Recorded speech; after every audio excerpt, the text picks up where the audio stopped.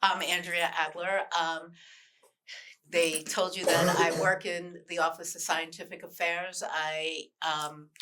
My official title is Senior Manager of Clinical Award Administration. And basically what that means is I help you offset the administrative burden of research projects. We don't expect you to know how to do what I do, and I surely don't know how to do what you do because, wow. So between the two of us, we get everything done. Um,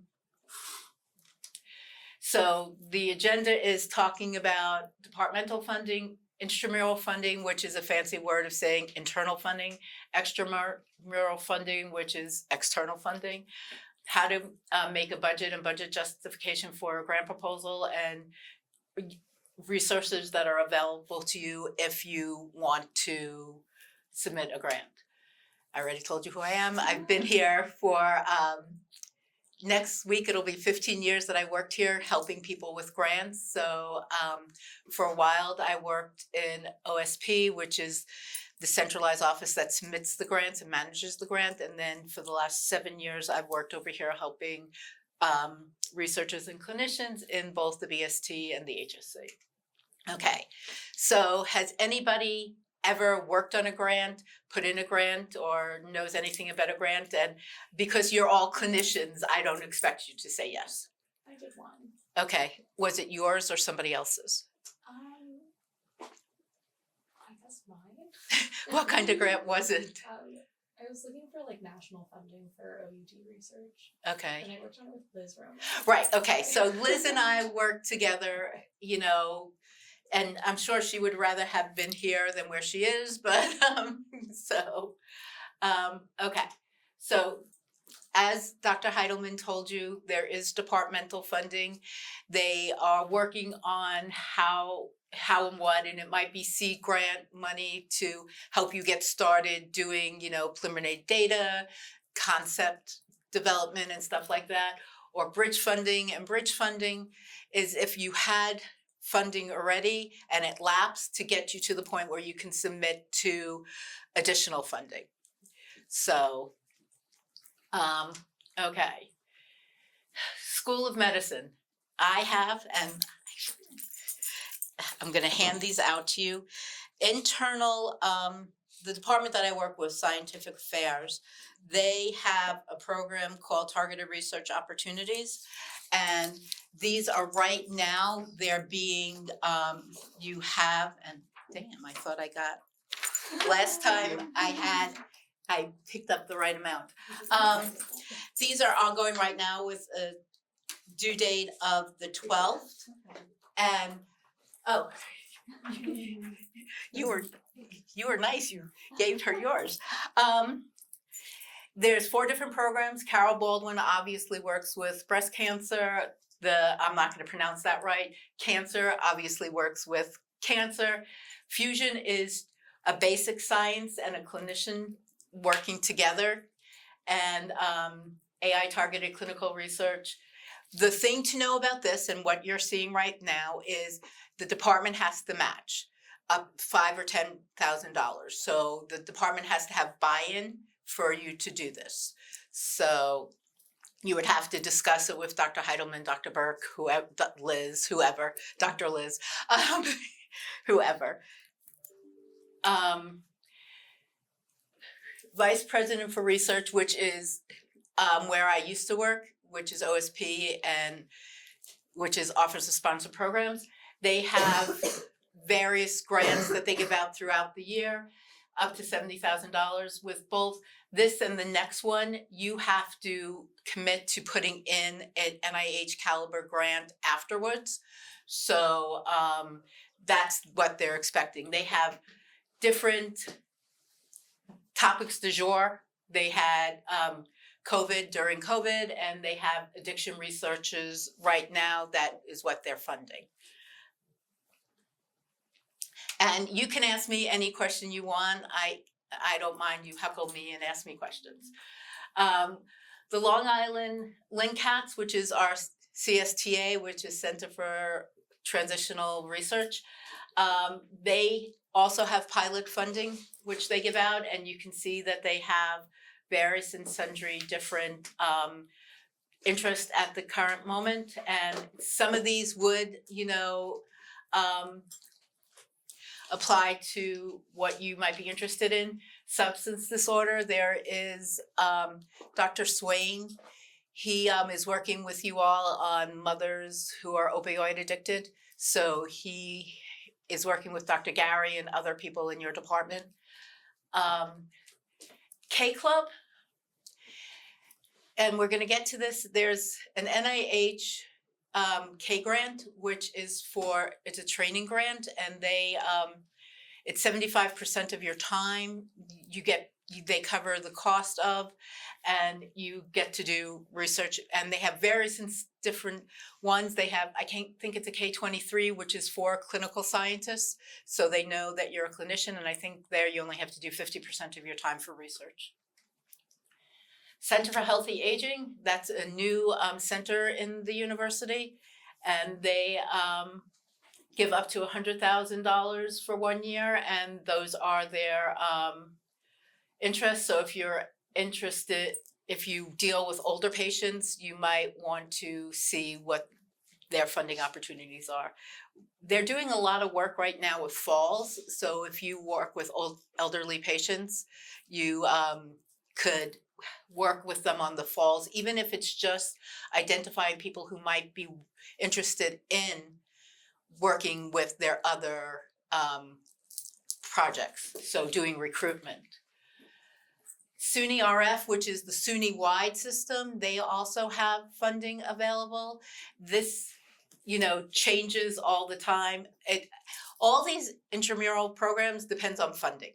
If they have money, they have them. If they have money from specific sources, that's the flavor du jour. So they, that's what they're doing, but they have bridge funding, NIH resubmission support, which wouldn't apply to you, but if you needed money to bridge your research between submitting a renewal or submitting a resubmission, they have funding. And center scale proposal planning, if you were, and you wouldn't be having like the LINSCATs, which is a center, something like that.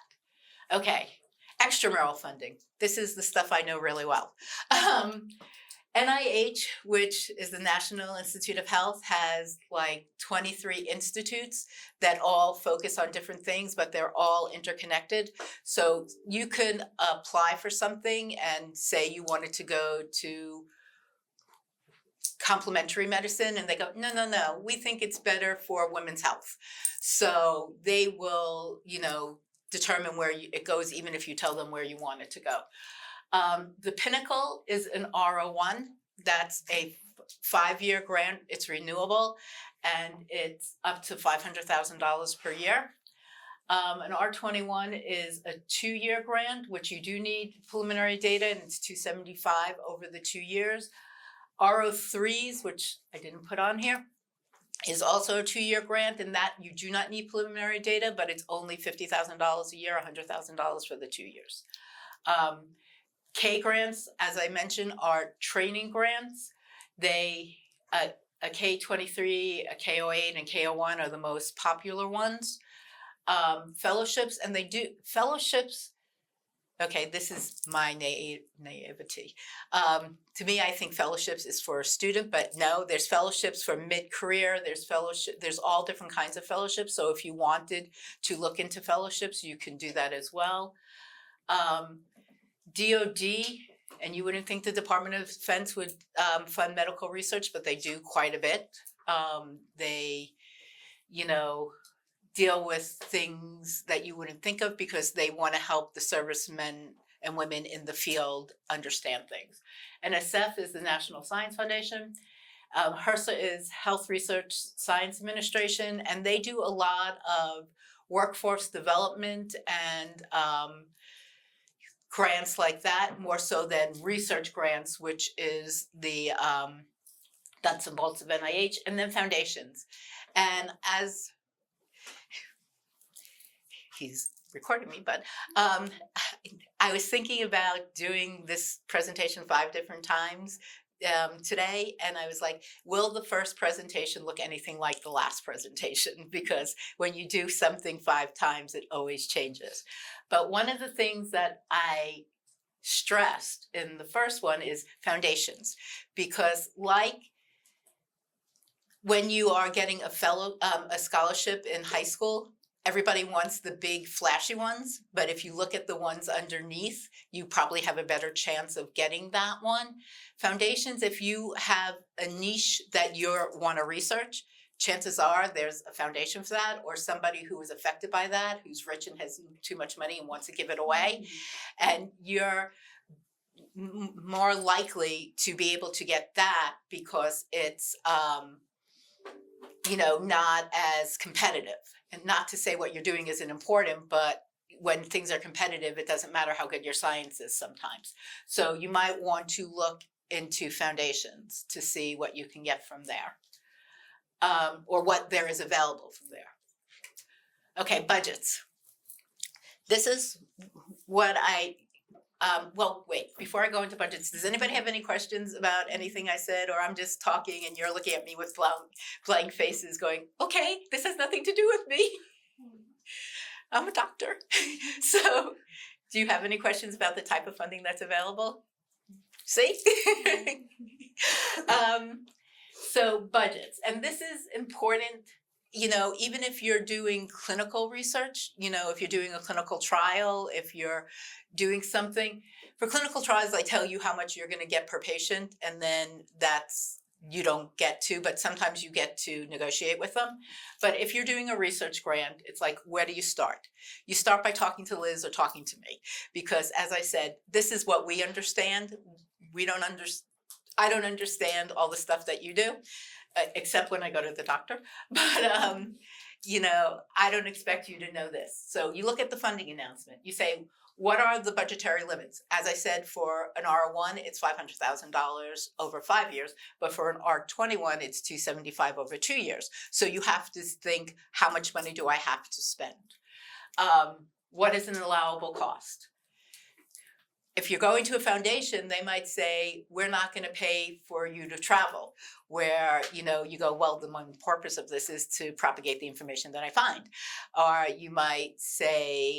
they might say, we're not going to pay tuition. So then if you're putting a grad student on there, you have to say, do I get a tuition waiver? So you have to know what's an allowable cost. Who is the project team?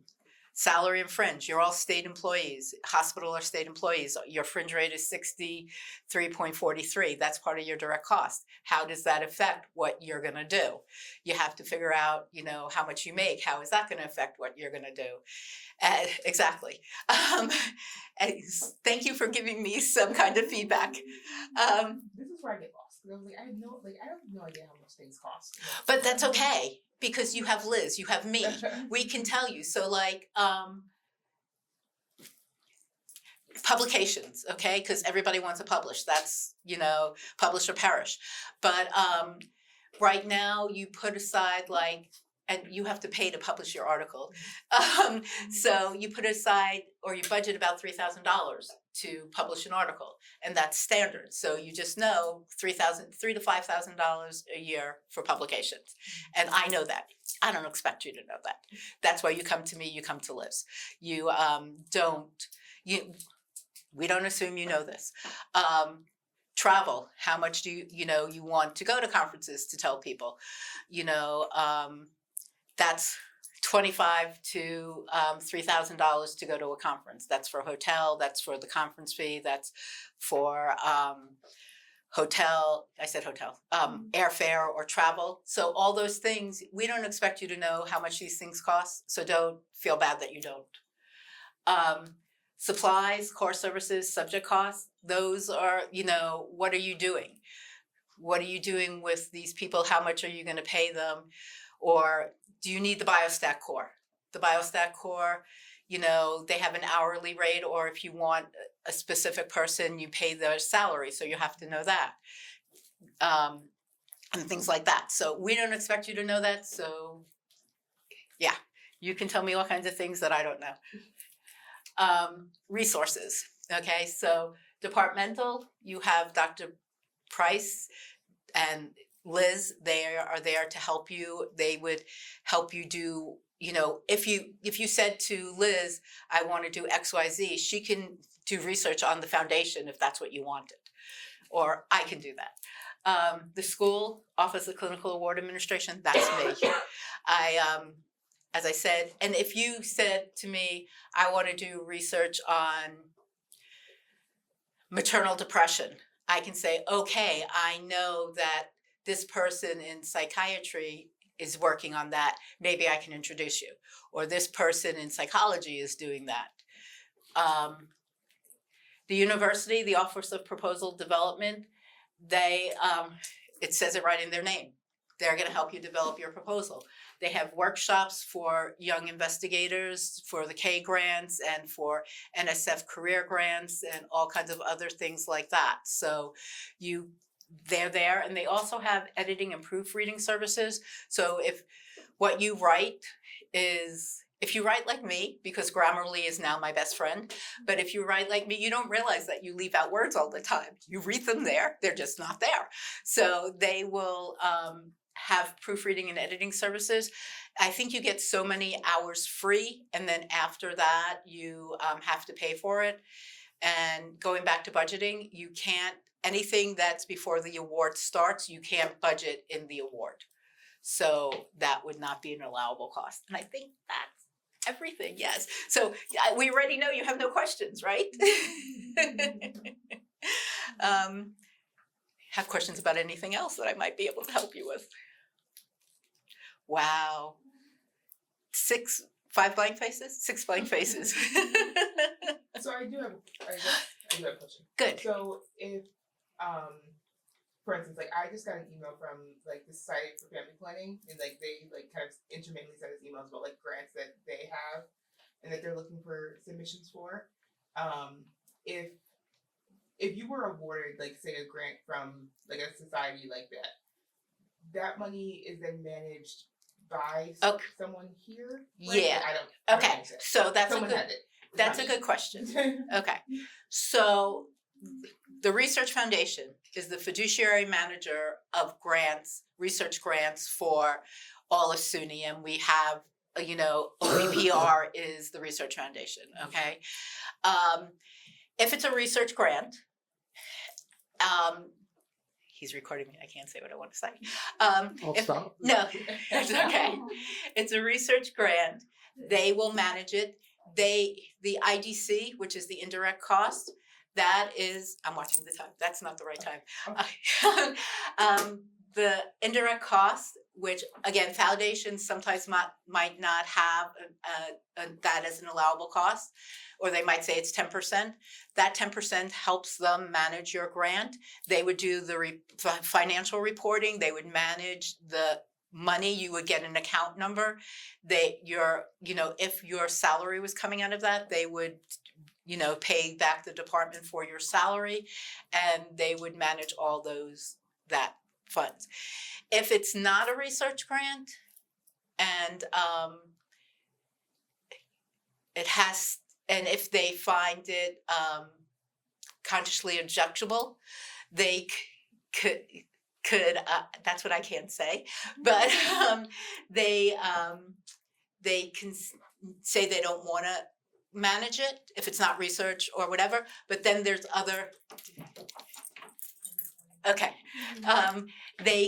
there's other people who will manage it, like the hospital is managing some grants now, and they do the same kind of process, or the department can manage it. So you are not responsible at all for all the scary parts of that grant, other than doing what you told them you were going to do. Okay. And that's what you were asking, right? All the scary parts, like the financial reporting and yeah, you're a clinician, you're a doctor, you're a researcher.